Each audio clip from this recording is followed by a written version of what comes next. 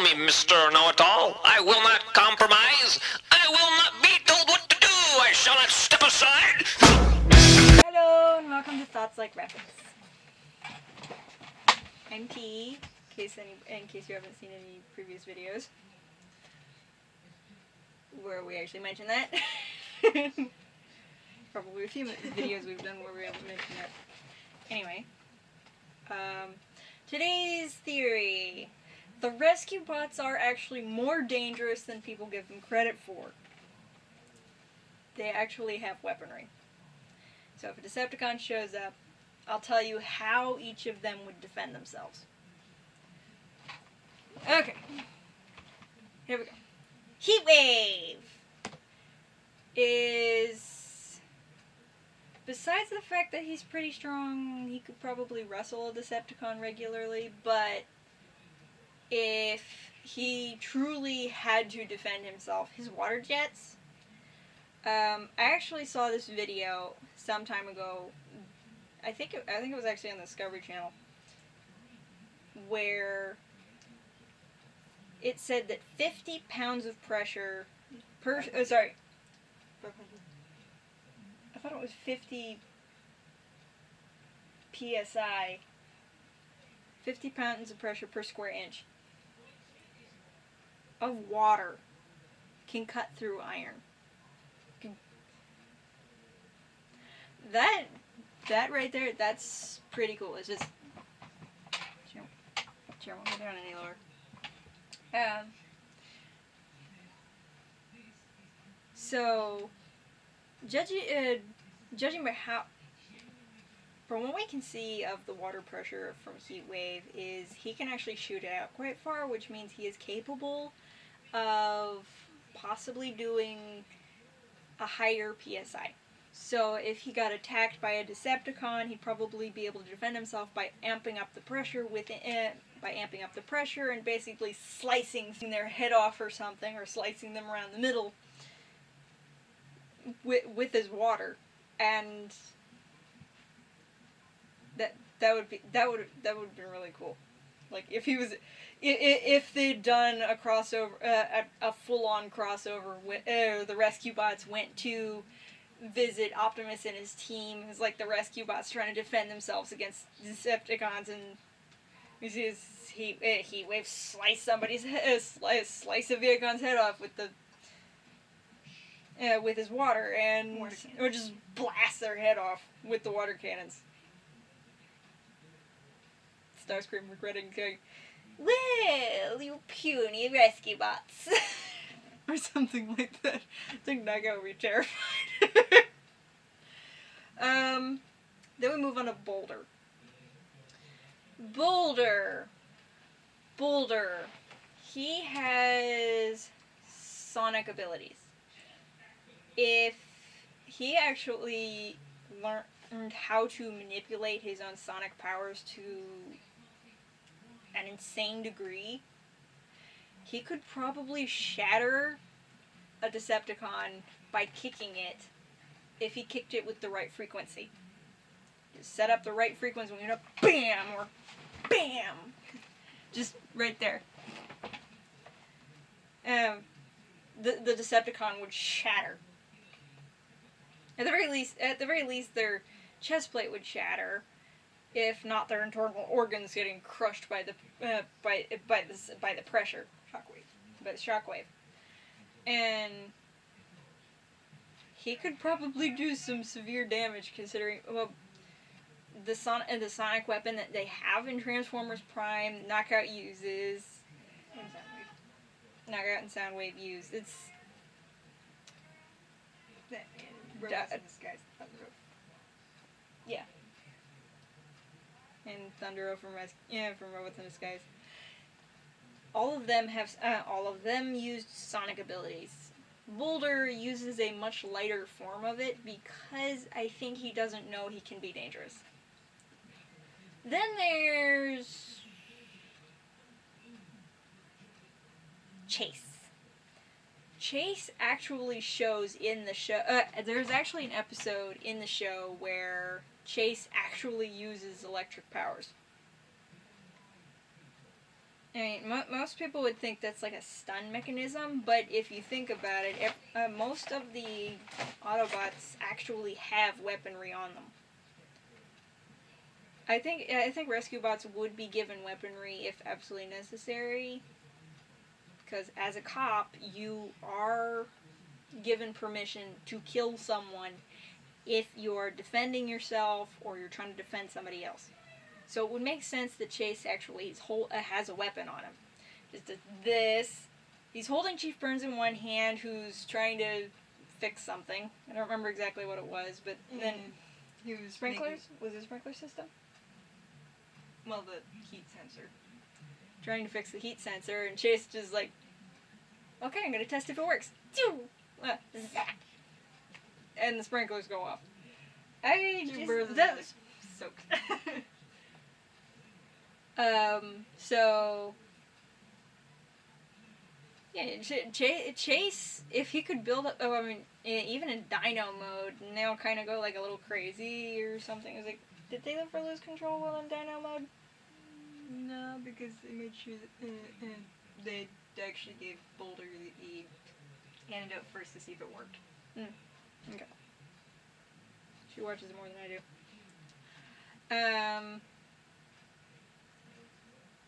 Then... Oh.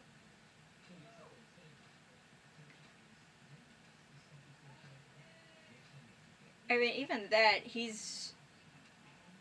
builds up enough of a charge to cause some actual damage.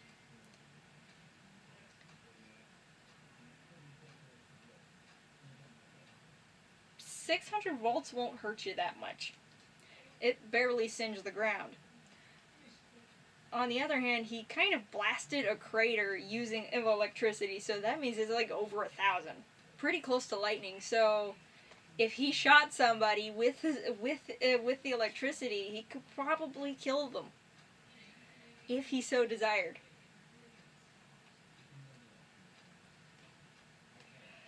And then there's Blades. He, like Chase, actually has an example of how dangerous he is exactly. In the episode where they built the plant tower, I mean, there was these super thick vines that were just growing and climbing all over everything. Blades just cut through them like butter. They just snap as soon as his blade hits it, and he wasn't even going that fast. Was he going fast enough? Was he flying? Or is he just cutting through it? He was just cutting through it, walking backwards, cutting through them. Yeah, he wasn't even going that fast, which actually means his blades are really sharp. That has shown, and there are a couple of scenes where he does whack like a rock off, and it doesn't break his wings. They could take a hit from a plane, smacking into him. His blade, you can't damage his rotor. You can't damage his rotor. His blades. I'm actually kind of there's another in the comics, in the original G1, there was this character called Blades, and he was a rescue helicopter who had a tendency to take off his wings and use them as swords. And I kind of have the sneaking suspicion that, well, we kind of have a sneaking suspicion, it's mostly her idea, that he is also capable of doing that exact same thing. Except he doesn't do it because he doesn't want to scare anyone. But he doesn't do it because he's rather timid and probably doesn't know he can't. Doesn't know that he can't. Doesn't know that he can. It's... I think that's a sense. Kind of like a porky con. So if Blades did... coming across an army of Decepticons, Heatwave amps up the pressure, shoots a con in the face. But he would be pretty limited on shots. Yes, Heatwave would be very limited on shots. Only so much pressure he can build up before he runs out of water. Chase, there's only so many calories he can use. Chase's shots would probably be very limited. Boulder and Blades, no. So Chase would probably be able to take down from like 6 to 10 different cons before having to take cover because he needs to recharge. Then Heatwave slices through a couple of cons, making sure they're all lined up neatly before. Be cool sound effect. Anyway, that would have probably put Rescue Bots on the same level as Prime if they had done that. Well, if they had gone to Prime, but they couldn't because Rescue Bots was actually made during the last season of Prime. Try to line it up or something. Mm-hmm. It would have been fun if the Rescue Bots were able to make a cameo appearance and actually show how tough they can be. And then Blades be like, getting a call from Ratchet going, use your swords! What swords? Your wings! Do anything. Use your brain. Oh. You can pull those off?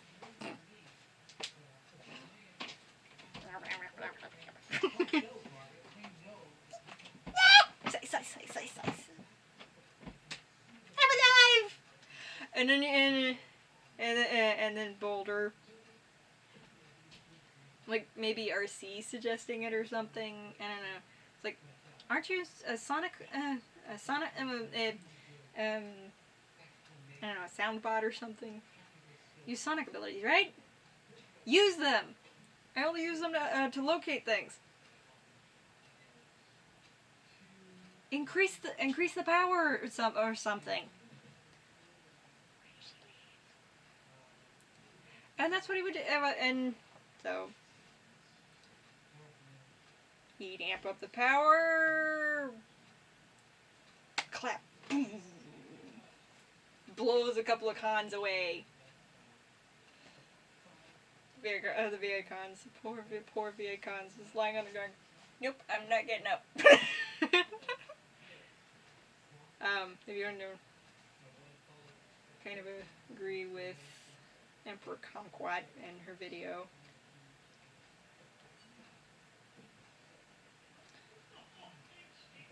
You can go check out her channel, Emperor Kumquat. You'll know more about Transformers Prime, poor Viacons.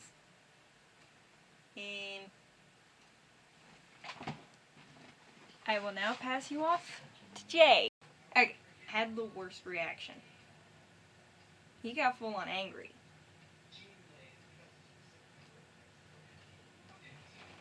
About Chase stabbing them in the back. Cody was the one who had to point it out.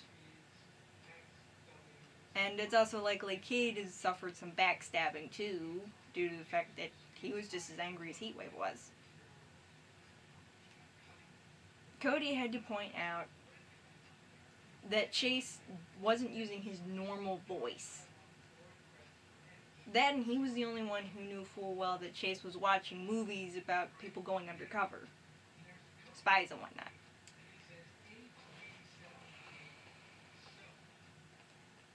So just the response, and Heatwave was the slowest to let him back in.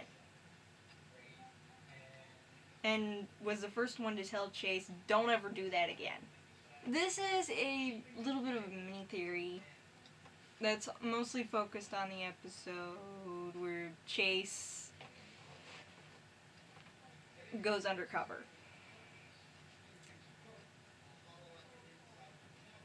When Chase does go undercover, Blades is in shock. Like, why would he do something like that? Boulder is also in shock. Like, and then sad. Why would he do that to us? But Heatwave, so from just that response, just from those responses alone, you would kind of suspect that they've suffered that before. Someone stabbing them in the back. But this is where my little theory comes in. I I suspect that they had a fifth member, and I'm kind of suspecting that it was an animal-based bot. Due to the fact that Heatwave really doesn't like animals. Where the others seem to not mind. I suspect that their fifth member was their main protector. Because when you're in the middle of a rescue and Decepticons attack, you're going to need someone to protect your back. But you might be thinking, but the ship is designed to have 4 bots.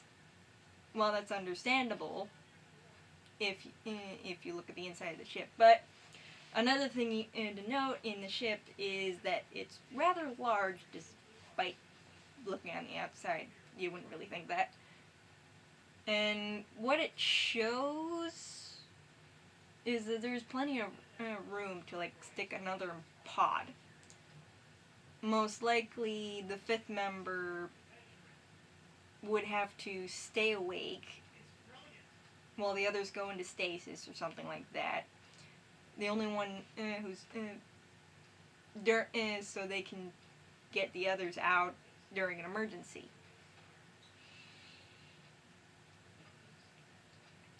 I'm suspecting it's more of a moose con or elk bot, kind of like Thunderhoof. Because it would most likely have to have been someone who could wrestle Heatwave to the ground. See, this makes touchy about that. Moose con could fill that role. Or elk bot, whichever. Is there any moose cons on Cybertron? I think elk bots are the most common. That, and he seems to respond to moose the worst.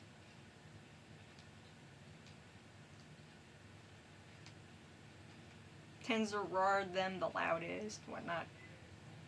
And just kind of has, and when they don't listen to him, aka run away, he kind of gets this more annoyed face, this kind of annoyed expression. Almost like he's thinking back to somebody who used to do the exact same thing. Just look at him after he roars at him or something, and then just ignore him. Because his own teammates don't do that. And I kind of suspect that the bot promised to come back as an Autobot as soon as he can break ties with his family. Because he doesn't have an extreme angry response. That because of how your response to the moose, and it being somewhat tradition that if they lose a fight, most likely with their dad, they would end up working for their parent. And by the time their antlers are fully grown, try again so they can break off from the family. Kind of like how you actually see with normal moose and elk and whatnot. He might have somewhat forgiven that con or bot, but it still lingers a little, which is why he has a pretty bad reaction when Chase goes bad. The Blades and Boulder's reactions are, and it's most likely that the bot who stabbed them in the back had to be kicked off by Heatwave. And it's also likely that the reason he was kicked off of the team was because of contacting the Decepticons, telling them where the best places to pick up new troops, whatnot. He could have been like a recruiter. And Heatwave already shows that he doesn't respond well to betrayal. And he doesn't bond with others very well. Shown by the whole trying to bond with Cade thing. Trying to bond with someone just as tough as he is. And I think the Muskan was just as tough, if not slightly tougher than him. Chase admitted that he never wanted to do that again. After explaining that he was undercover, trying to catch Evan and Miles in their tracks, just pretend to be a dumb robot that follows orders. Yeah, so that's what I got. Hope you like it. Subscribe, comment. Call me Mr. Know-It-All. I am so eloquent. Perfection is my middle name. And whatever rhymes with eloquent.